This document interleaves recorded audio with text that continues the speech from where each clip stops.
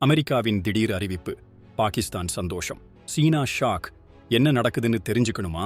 பாகிஸ்தானின் பலுசிஸ்தான் மாகாணத்துல பாகிஸ்தான் ராணுவத்துக்கு எதிரா இயங்கி வர்ற பலுசிஸ்தான் விடுதலை ராணுவம்னு ஒரு அமைப்பு இருக்கு. அவங்களோட முக்கியமான கோரிக்கை தனி பலுசிஸ்தான் நாடு வேணும் என்பதுதான். இந்த அமைப்பு பாகிஸ்தானுக்கு கடுமையான தலைவலியை கொடுத்துக்கிட்டு வருது. ஆனா இவங்களுக்கு சீனா சப்போர்ட் பண்ணிக்கிட்டு இருந்ததா சொல்லப்படுது. இதுக்கு நடுவுல அமெரிக்கா இப்போ ஒரு அதிரடியான அறிவிப்பை வெளியிட்டிருக்கு.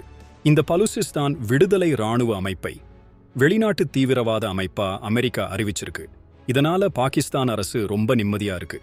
ஏன்னா இனி பலுசிஸ்தான் மக்கள் மேல ராணுவம் பண்ற அடக்குமுறையை நியாயப்படுத்திக்க முடியும்னு நினைக்கிறாங்க. ஆனா இது பலுசிஸ்தான் மக்கள் மத்தியில இன்னும் அதிக கோபத்தை உண்டாக்கும்னு சர்வதேச அரசியல் விமர்சகர்கள் சொல்றாங்க.